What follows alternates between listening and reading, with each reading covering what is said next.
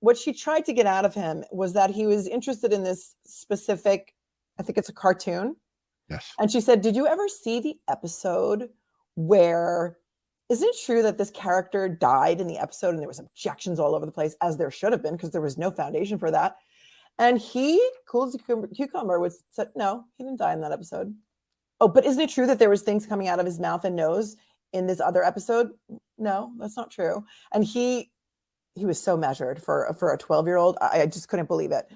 And she got nowhere with that. I mean, it was a big, big, giant fail. She was trying to show that he maybe was, making things up that he saw in a TV show to say that what he saw was not true. Right. Then, because before that he testified, because this is where it was wonky for me, so I had to catch up on the Twitter feed. But he testified that Orrin in Bakersfield, right? They had to blend his food for him because Jacqueline didn't like when he would talk with his mouth open, when he would chew with his mouth open. Yeah. And that one night he was choking, and that the next morning he was dead. Yeah. He touched his body. It was cold. Yeah. He said that his parents asked him if they should call an ambulance, but told him, if we call an ambulance, you're going to be taken away from us. Yeah. And he kept his composure. I wrote the whole statement down while listening.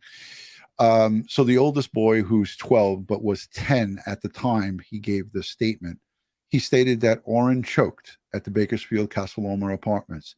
He threw up, and the oldest boy, was in the schoolroom, and he went to the bedroom where Orrin was throwing up. And he said his parents were in the bedroom on the floor. And then the defense came back and asked, were they giving him CPR? And he didn't know what that was.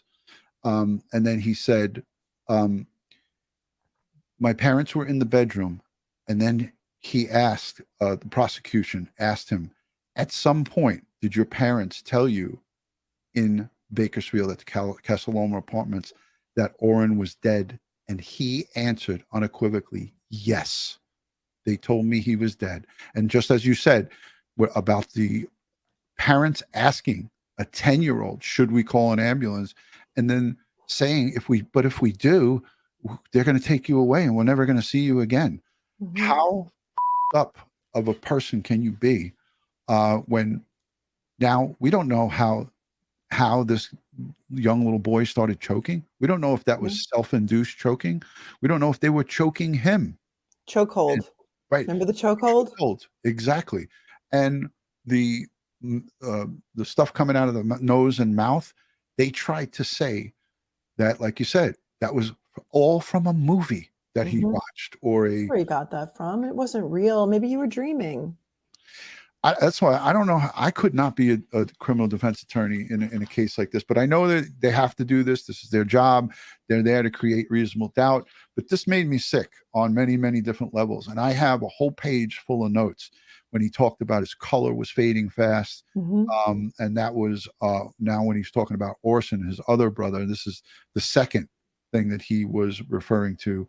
And then he said Orson was in his crib. Orrin's color was fading fast. But yeah, this testimony was riveting and it was shocking. And I can only say to myself, the people that were in that courtroom, Melanie, that care and love for Sincere and Classic, this had to be like getting stabbed in the heart. Because hearing it for real, coming from a 12-year-old boy who is the flesh and blood of Jacqueline and Trezell. This is not one of the adopted or foster care kids. This is their flesh and blood. And from tweets and from various different reports, there was no emotion being shown by Trezell and Jacqueline West. And again, that to me and to see or to see and hear it be live in that courtroom just had to be shocking, you know. It sounded to me like he was crying. It sounded like he was definitely sniffling. And that's during the cross-exam, which is where I kind of came into this. And she was saying, are you okay? Are you nervous? Are you, the kid is traumatized by having to keep a secret for all of these years that his parents told him, if you tell, you're going to be taken away from us, Right. which is something that child abusers do. They threaten their children that if they tell, you're going to be taken away, or somebody's going to kill you, or and these are your parents. You believe what they say to you. Yeah, there was just so much more in details. I mean, I have another 2 full whole page notes here, but it was disturbing to hear Stallings Torres go at this young little boy, and the way she did, and the way she was being impatient with him, because he wasn't giving her the answers that she wanted. Right. And then you heard Hennessy come up after she was done with her whole spiel that she put this kid through, and he just said, he asked very few questions, and then I think he actually said, "I have no questions for you," and that was the right move, yeah. Because she said to him, she was cross-examining him with his statement, and she tried to get him to say that he lied, and she was waiting for him to say, because well, didn't you say this then? Yeah. Do you know what it is to make a mistake? Like, it was almost like she wanted, if it was an adult witness, the in the box answer is like, were you lying then, or are you lying now? Right. When were you telling the truth? Were you telling the truth? Are you telling the truth now, or were you telling the truth then? But she couldn't do that with him. No. So she said, did you make a mistake then when you told the police? And he said, yes, I did. And also, he was under the care of his parents then. Now he's been away from his parents for more than a year. Right. He feels a little bit more comfortable saying what he really saw, despite the fact that these 2 evil humans are watching him across the room. I can't even imagine. Melanie, there were so many wow moments today, but this 12-year-old, I feel, was, if we had to put a win column for the prosecution today, was that day. It was regardless of the, the inconsistent statements of the 9 and 10-year-old who testified yesterday. Look, whether, they remember Orrin being at the Cal City house or not. I don't think that really is going to weigh as heavily as the testimony from today, where he was certain. Yeah. That he saw his brother die. Yeah, he was very certain. And in Bakersfield, the prosecutor asked, where did Orrin's body go? And he said, I don't know. I don't recall. And Prosecutor Smith said, at some point, did your parents tell you that Orrin was dead?